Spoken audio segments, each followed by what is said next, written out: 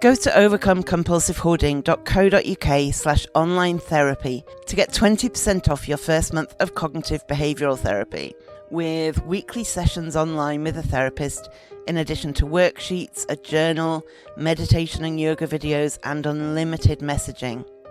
There's strong evidence that CBT can help people who hoard, and accessing therapy online can be affordable and accessible. Find out more and get your discount at overcomecompulsivehoarding.co.uk/online therapy.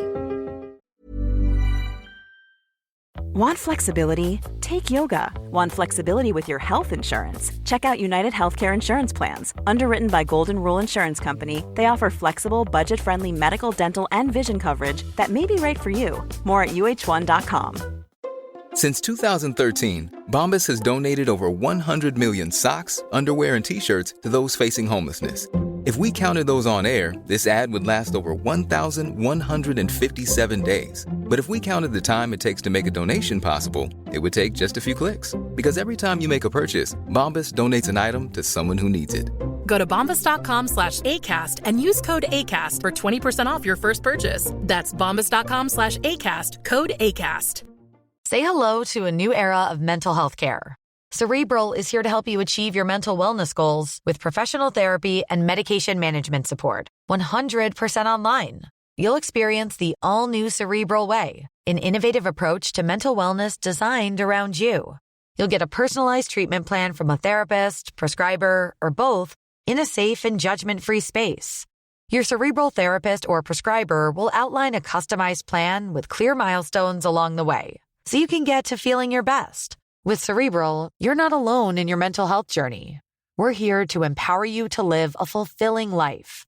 So take that first step towards a brighter future and sign up today at Cerebral.com/podcast and use code ACAST to get 15% off your first month. Offer only valid on monthly plans. Other exclusions may apply. Offer ends July 31st, 2024. See site for details.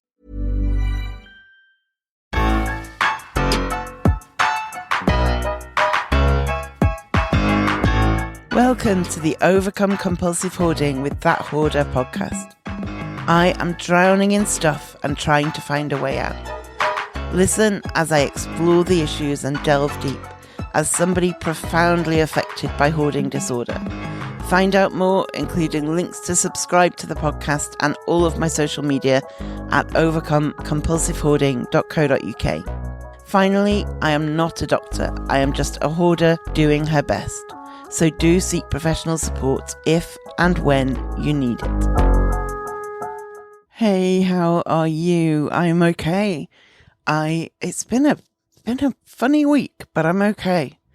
Today, I am talking about anticipating obstacles in advance, because what I'm increasingly finding is that it really, really helps in a number of ways. So I'm going to talk about why it's a surprisingly useful, or not that surprisingly useful thing to try and kind of train ourselves to do. So quite a lot of dehoarding is just sitting down and doing it. Quite a lot of it is just making ourselves do the mundane, practical stuff or the quite difficult emotional stuff. But it's a matter of just pushing ahead and keeping on. I say just as if that's an easy task, but you know what I mean.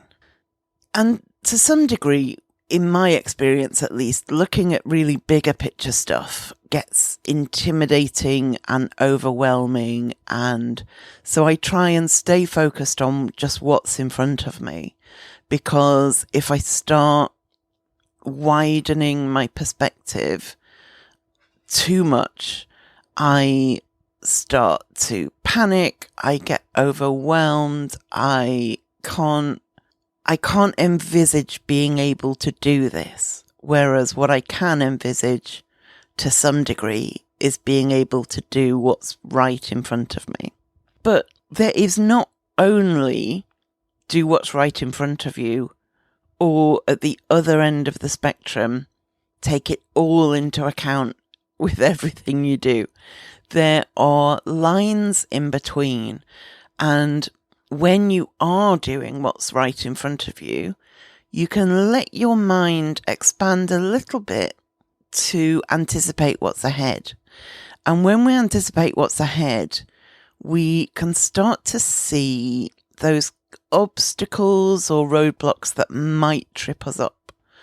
And something I'm finding is that when I know there is a potential obstacle coming in my kind of short-term future, even if I'm not thinking about it directly, it's like my brain is kind of working on solutions in the background.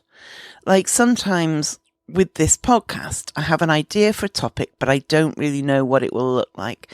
Like when I did the episode about the crooked spire in Chesterfield, I had put in my episode ideas spreadsheet something about the Chesterfield crooked spire sometime before I made that episode, because I had the idea and I knew there was something in it, but I hadn't quite worked out what. And so I wrote it down in the spreadsheet. And over time, while I was doing other things and not especially thinking about it, somewhere in the back of my brain was working on it. After a bit of time, I suddenly knew what the connection was with the crooked spire. I suddenly knew how that would turn into an episode, and I was able to make it. And in the same way, if we acknowledge that there's a potential roadblock coming up in our dehoarding, to some degree, even when we're not actively thinking about it, our brain may be kind of working on it in the background. And when we know that there's a roadblock coming up, we can also be a bit more emotionally prepared for it, rather than being hit in the face by something we weren't expecting. If we know it's coming, we can brace ourselves a bit and just know that, okay, when I get to that bit of the room, that might be quite emotionally difficult. And also when we anticipate obstacles that might come up, it can help us to really improve our efficiency with dehoarding, because our brain is doing some of that problem solving in the background. So when we come to it, we don't have to start from scratch. We are somewhat prepared, or fully prepared, or partially prepared. And that helps us to move forward more efficiently and kind of keep that momentum going, because that's so important. When you feel like you're in the flow, when you feel like you have got momentum, you don't want to then be scuppered by an obstacle that you hadn't anticipated. So when we identify potential roadblocks ahead, we can start to think of strategies and tools and approaches that might help to overcome them. And as we do that, that can help also to reduce the degree we might be discouraged by these obstacles. Because there always will be obstacles, and some of them will be giant, and some of them will be very minor. But any of them has the potential to make us lose confidence in what we're doing, to make us question what we're doing, to discourage us. And the more prepared we are, the less likely I think that is to happen. But also, when we feel a bit prepared for difficulties that are coming up, I think that makes it less stressful when we know what to expect. I remember having a wisdom tooth extracted years ago, and it was in a really weird position, and it was quite a difficult extraction. And the dentist said, "This is going to really hurt afterwards. You're going to feel rotten." And it sounds like a weird thing for a healthcare professional to say, but I actually really appreciated it, because it meant that afterwards, when it did really hurt, I didn't start to panic and think this is abnormal, something is wrong. I thought, okay, this is what she said would happen, and it was unpleasant, but I dealt with it. I would just rather know most of the time with difficult things. I would rather know what I'm dealing with than be taken by surprise. I think it helps me to feel in control if I have some awareness of what's coming. Another benefit of knowing of obstacles that are coming is it helps us to plan, and it helps us to prioritize what's most important. Because when you are dealing with a hoard and it's very overwhelming and there's a lot to do, planning and prioritizing is really hard, I find. When there is, I don't know, if you've got a room with 200 boxes in, how on earth do you know where to start? If you've got a room with a pile of clothes as high as your shoulders, it's hard to prioritize and plan. If you allow yourself to look ahead a bit and think which bits are going to be trickiest, I don't want that to interrupt my progress, then you can start to plan ahead and prioritize what you're going to do, what you're going to focus on, what's most important to you, which aspects of progress are most important to you, which coping strategies are most important to you, and work out timings as well. I am terrible at working out timings. Whenever I assume a thing is going to take a certain amount of time, I am wildly wrong. With dehoarding anyway. In either direction. Things I think will be really quick take ages. Things I think will take ages are really quick. But if you're better at anticipating how long things will take than I am, then planning ahead and looking ahead for roadblocks will help you to allocate your time a lot more effectively. And when you know what challenges are coming, that can actually help you to make better decisions about what you're keeping, what you're getting rid of. Because if that unexpected obstacle rears unexpectedly, you might panic, you might make a decision based on anxiety, based on surprise, based on feeling ill-equipped. Whereas if you have planned ahead and you know it's coming, then that bit of your brain that's pedaling away in the background looking for solutions might also be making decisions as well, so that when you come up to whatever it is that's likely to trip you up, you've already been processing some of your thoughts and feelings around it. And ultimately, the whole process can go a lot more smoothly when you are able to anticipate roadblocks in advance, because you can be proactive. This is such a key word in all of this. Rather than reactive, rather than coming up to a problem and going, oh no, you can be proactive in planning, and that will help you to keep going rather than stop you in your tracks. There will be fewer unexpected issues that stop you, and more planned issues that you can deal with in a more streamlined way. So it's all very well me saying it's great to anticipate obstacles in advance. It's you might be listening and thinking, yeah, that all sounds like good reasons, but how? How do you do that? And it's something I'm working on myself.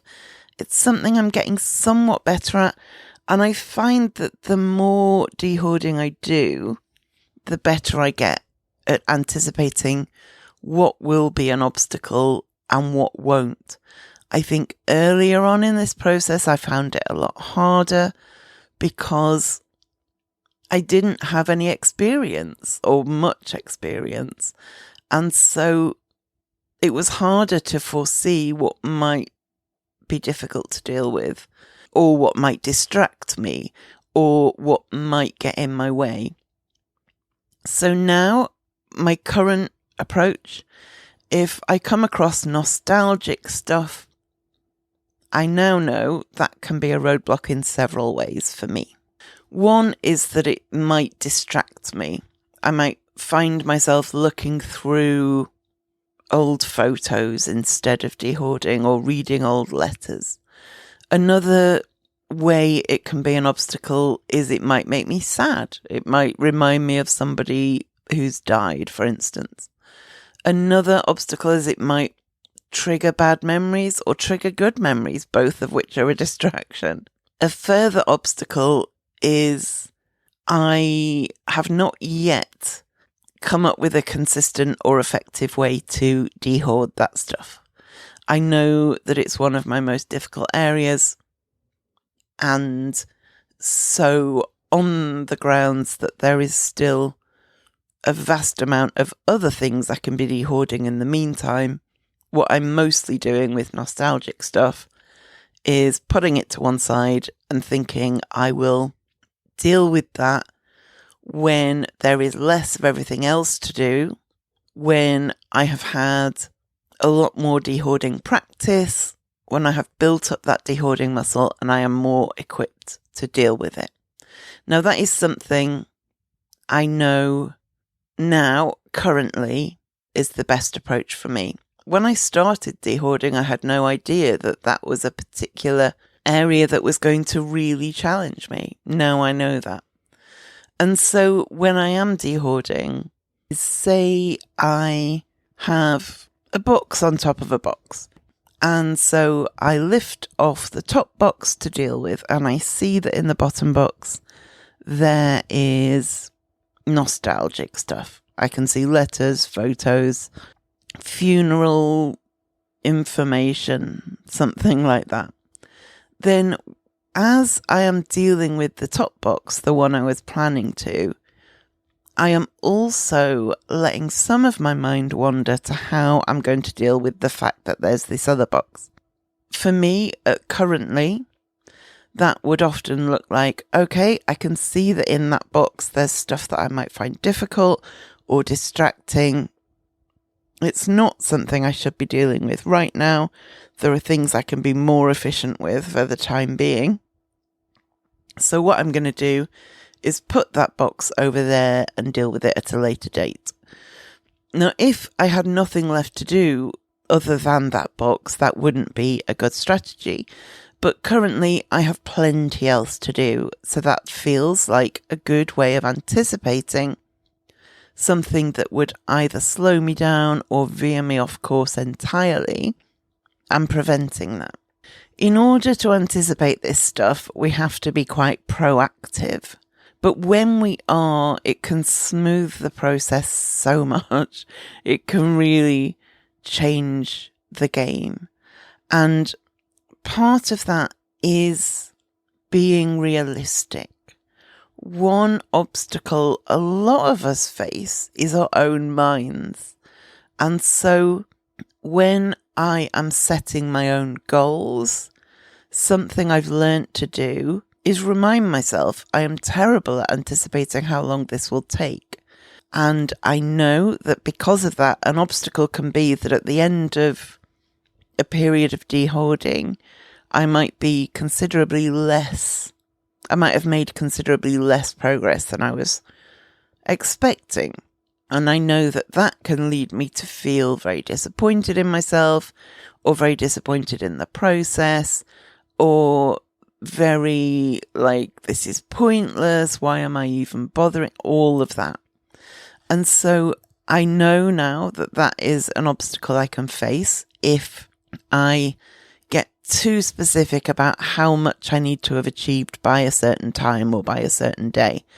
And that's an obstacle that I'm able to anticipate. And because I anticipate that, I build into my process a lot more wiggle room when I can. A lot more, okay, my goal is to work on this, not to complete this. My goal is to make as much progress as I can, not to entirely clear this area. So that kind of self-reflection on what has tripped me up in the past, is there any of that in front of me right now? That is a really good way to anticipate obstacles, reflecting on what you've done before. Another way to anticipate obstacles is to try and evaluate objectively, like try and take a mental step back and look at what you're about to deal with, look at what's ahead of you. This is where that line between dealing with what's right in front of you versus looking at the entire big picture is important, because you don't want to go from I'm dealing with this box to I have 4 rooms or 6 rooms or 2 rooms that are entirely full and I can't possibly deal with that. So it's about trying to stay focused on what you're doing, but with an eye to what's ahead. Try and think through logistics. Logistics are a big potential obstacle when you're dehoarding. It might be that you look ahead and see that there are bulky things you will need to get rid of, say a table or a sofa. And while you're dealing with the stuff around that table or on that table, you're focused on what you're doing, but you're also thinking, okay, to get that out of the door, I'm going to need to clear some space. And then how do I get it in the car? Maybe I can take the legs off. And if I unscrew the legs, that should fit in the car. And then I can take it to the tip. And you're not overwhelming yourself with the possibilities, but you're opening your perspective to know that that's ahead, and just start teasing the possibilities in the back of your mind while you're focused on what you're doing in the front of your mind. Another obstacle can be really practical, like you get going and you don't have bags set up for donations or to take things to other rooms of the house or rubbish bags. Making sure you have what you need without overbuying, without oversupplying yourself, but making sure you have the supplies you need is relatively easy, whereas trying to dehoard without the supplies you need can be a really big obstacle. And it's worth finding out and looking into obstacles that other people in your situation have faced. That might be listening to this podcast. You might listen to the obstacles I face, and then you can build that into your own plan when you're dehoarding yourself, or it might be reading articles or watching videos or however you like to learn, or talking to friends. Or if you have a therapist or a professional organizer, they may be able to let you know obstacles that may be ahead of you. And when you do hear from other people about obstacles they've faced, you can also hear from them how they overcame them. If they've already trodden that path, it's often easier to follow in their steps than reinvent the wheel. So when you know some common or familiar roadblocks that other people have faced, that's like a shortcut to help you, so you don't have to discover them yourself and then work out how to overcome them yourself. Obviously, everybody's different and everybody faces different things, and everybody's solutions are different, but it just might guide you in the right direction. And something else that really helps with identifying potential obstacles is to have a bit of a plan of what you're doing. You don't have to overplan and schedule every minute into your plan. But if to some degree you've broken down the task ahead of you into smaller chunks, that might help you to identify obstacles that are ahead of you. Because if you're thinking, okay, so my plan for the morning is those 2 bags, and the stuff that's on the table, and you know that you've tried to clear that table 20 times before and you always get stuck, and you know that that's your plan, then as you're dealing with the bags first, the back of your brain can be percolating about what can you do differently this time with the table that might make it a success this time. When the obstacles are in our own minds, that can be things like decision fatigue, when you just hit a wall and think, I can't make any more decisions. I can't choose, stay, throw, donate about one more thing. I have had it, for instance. Or when you've got so much to do and you throw yourself into it and then you burn out and you just can't do anymore. Those kind of obstacles are also preventable when we can see them in advance. If you know that decision fatigue or burnout or exhaustion or overwhelm are things you are prone to, and we all are to some degree, then building in tactics to avoid them helps you to make progress in a smoother way, in a more consistent way than the stops and starts you have if you throw yourself into it and then do nothing, and then throw yourself back into it and then do nothing. So look at your own patterns in your own mind. What are the things that tend to trip you up when you've tried this before? And it might be that you're starting new for the first time. It might be you've never tried to dehoard before and you're thinking, well, how can I look at these patterns when I've never done this before? There are still things you can do. First of all, you can go into it thinking, I have a big learning curve ahead of me. And so one obstacle is that I don't feel like I know what I'm doing. I don't know what to expect. And the only way you learn what you're doing and you learn what to expect is by trying. And you can still anticipate obstacles because even if you've never dehoarded before, you've done other hard things. Did you do exams at school? Have you written a big report at work? Have you applied for jobs? Have you dealt with bereavement? Have you dealt with trauma? You have gone through challenging situations and you already know some of your patterns, even if you don't have experience with dehoarding yet.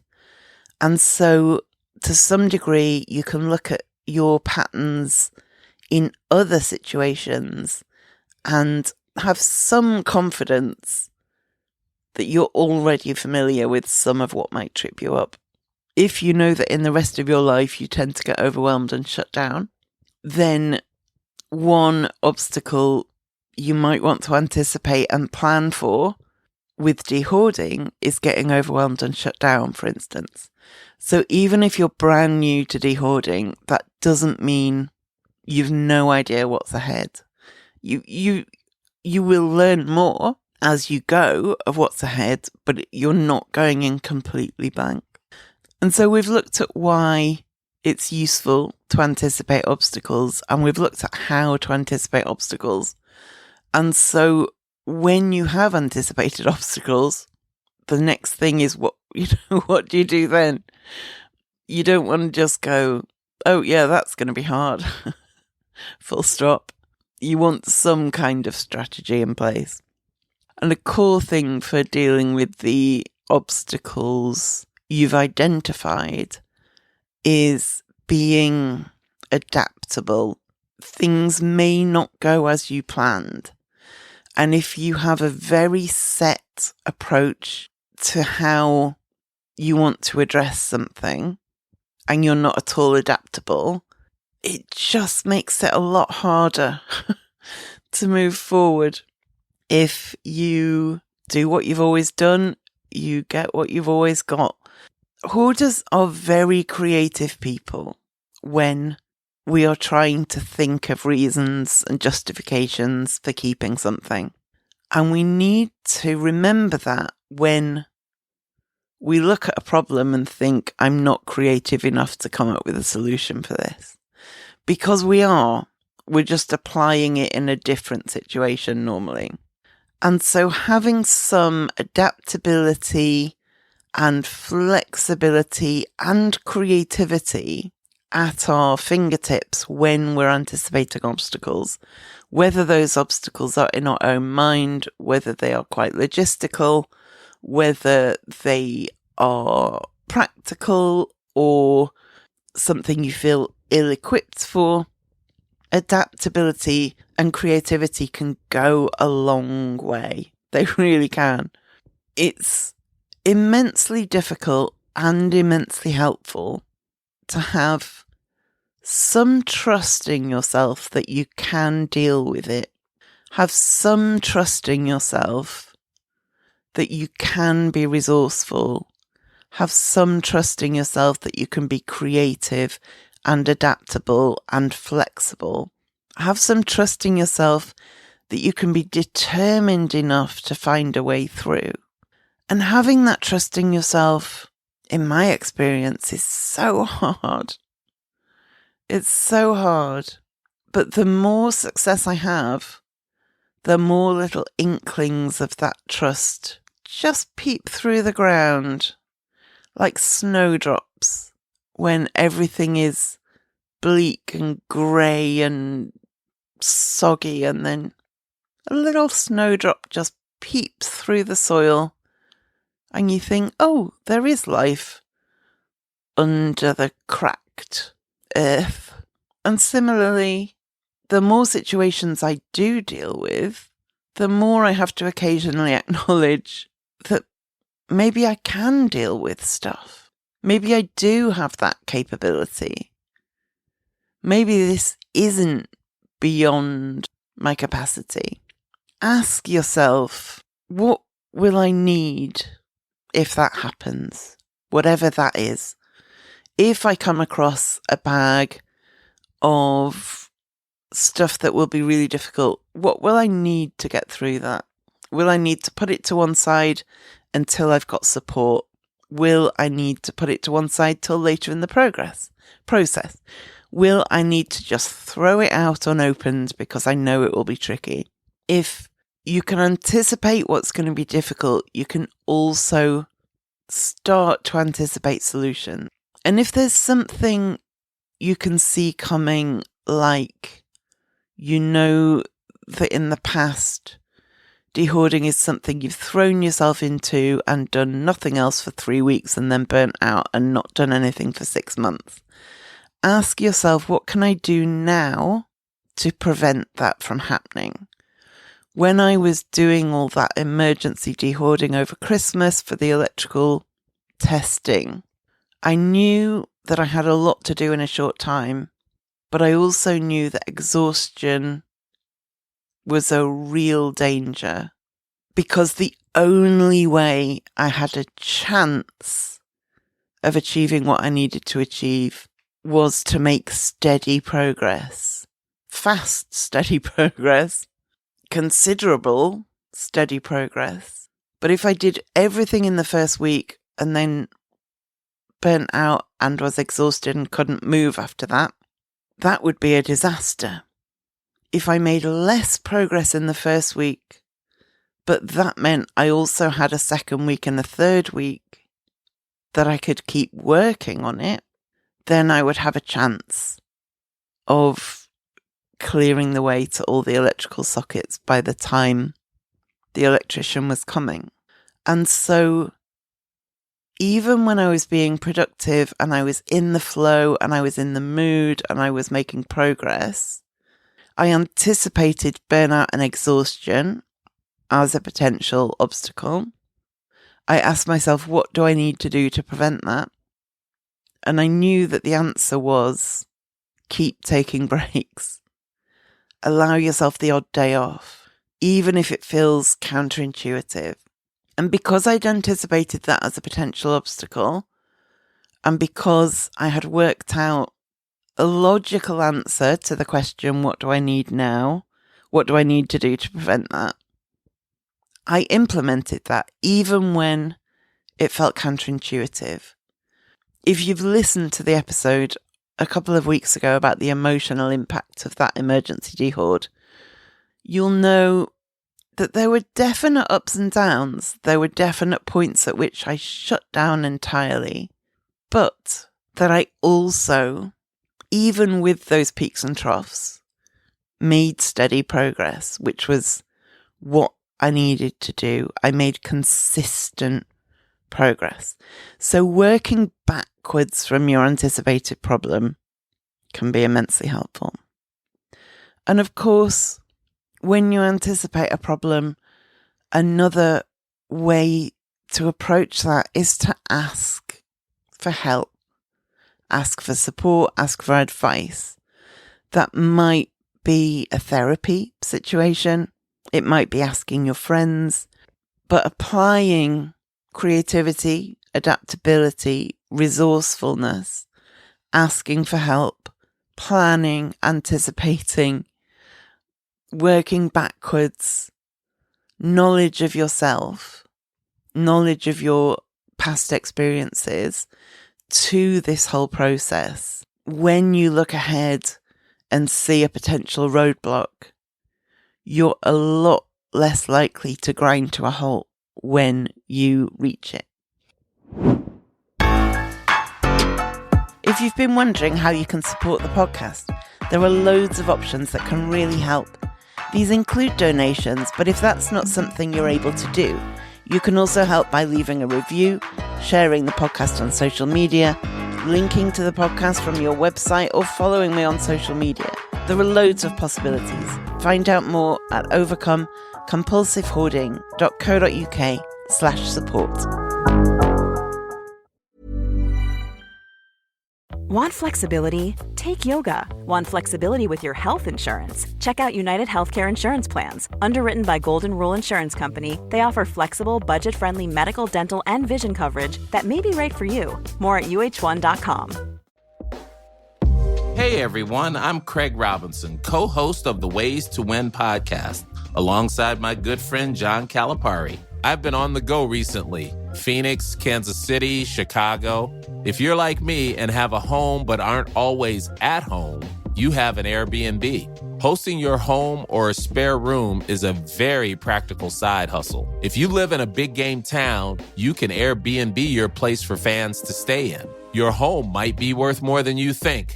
Find out how much at airbnb.com/host.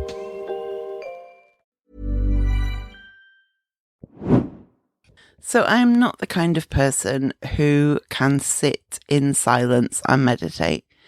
I have PTSD and I have a very noisy brain, and I cannot deal with sitting in silence and meditating. However, I do really appreciate the benefits of that kind of mindfulness. And even though I tend to listen to podcasts all day these days, it used to be that I would listen to Radio 4 all day, BBC Radio 4. And BBC Radio 4 it calls itself intelligent speech, which is a bit pretentious, but it's an odd collection of programmes that is on all day, every day. It includes comedy, it includes a lot of news, and a lot of thought-provoking stuff. These days, I prefer podcasts because I have more control over what I listen to. But a lot of what I listen to is Radio 4 podcasts. So I just still listen to Radio 4 all the time, just on my own schedule rather than theirs. But in the days when I listened to the radio live all the time, I also had long periods of insomnia. And there's something that happens on Radio 4 in the early hours called the shipping forecast. And the shipping forecast is this slightly bewildering few minutes of radio where the BBC broadcasts I guess, a weather forecast for the seas around Britain. Viking, north at Sierra, south at Sierra. Southerly 6 to gale 8, but severe gale 9 at first in north at Sierra. Veering southwesterly 5 for a time, occasionally severe gale 9 later. Rain or showers, good, occasionally poor. Forties, south 6 to gale 8, decreasing 4 to 6, then increasing gale 8 to storm 10. Rain or showers, good, occasionally poor. And there's something about lying in bed in the early hours of the morning while somebody reads out this very specific forecast in language and a format that makes no sense at all. But as you imagine sailors on the sea listening to it, that is quite, for me, meditative. Dogger, Fisher, German Bight, Humber, Thames, Dover, White. South or southwest 6 to gale 8, increasing gale 8 or severe gale 9, occasionally storm 10, later except in White. Rain or showers, good, occasionally poor. Portland, Plymouth, Biscay, Fitzroy. Westerly or southwesterly 4 to 6, increasing 7 to severe gale 9, except in South Biscay. Rain or showers, good, occasionally poor. I have looked in the past into what the various bits of the shipping forecast mean, see if I can make any sense of it, but actually, I think I prefer not understanding it. Instead, it's just patterns of words and sounds that soothes my brain, and it takes me out mentally to the seas, and it's just familiar and also completely alien. And I missed the shipping forecast when I stopped listening to the radio all the time, but I recently discovered that you can get the shipping forecast as a podcast, which I now do. I don't listen to them all. I think there's 3 a day. That's excessive when you're not a sailor. But every few days I listen to one of the shipping forecasts, and it calms my brain. Seoul. Southwest gale 8 to storm 10, rain or showers, good, occasionally poor. Lundy Fastnet, Irish Sea. South or southwest 5 to 7. And I'm not saying you have to listen to the shipping forecast. That may not be what does it for you. But if you're the kind of person who needs a way to be mindful and to wind down but can't sit in silence, my top tip for you this week is find something that you don't fully understand but that your brain somehow finds soothing. Okay, thank you for listening, and I will speak to you next time. Thank you for listening to the Overcome Compulsive Hoarding with That Hoarder podcast. You can find more online at overcomecompulsivehoarding.co.uk. You can find me on Twitter at That Hoarder and on Facebook at Overcome Compulsive Hoarding with That Hoarder. To find out more about how you can support the podcast and the overall project, go to overcomecompulsivehoarding.co.uk/support and do subscribe to the podcast to make sure you don't miss any future episodes. There may be links in this podcast that earn me money. This doesn't come at any extra cost to you if you ever make a purchase through the links, and it helps to support the future of the podcast.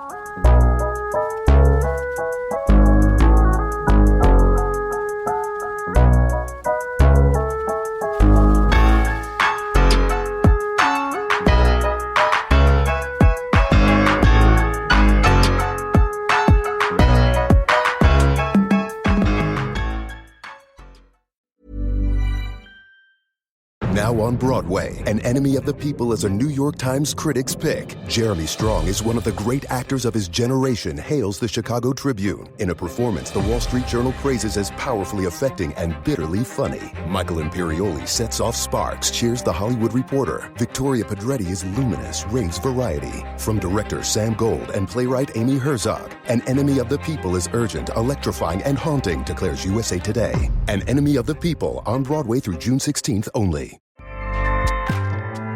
Acast powers the world's best podcasts. Here's a show that we recommend. Hey, I'm Kim Holderness. And I'm Ben Holderness. We host the Holderness Family Podcast every Tuesday. You may know us from the silly videos that we make online. Or a book about marriage called Everybody Fights. Or as winners of season 33 of The Amazing Race. Still can't believe that happened. Listen, we do a lot of stuff, but our podcast is our most favorite thing. Yeah, because every week we get to sit down face to face, talk to each other about marriage, family, mental health, or just anything that we want to know more about. Sometimes we have expert interviews, sometimes it's just us, but our goal is to bring some joy and laughter into your life every week. Our other goal is that maybe you will learn something as well. Right, so search the Holderness Family Podcast and check out our most recent episodes. We have one about staying organized with creators of the home edit. And one about being diagnosed with ADHD as an adult. We hope you'll join us. Acast helps creators launch, grow, and monetize their podcasts everywhere. Acast.com.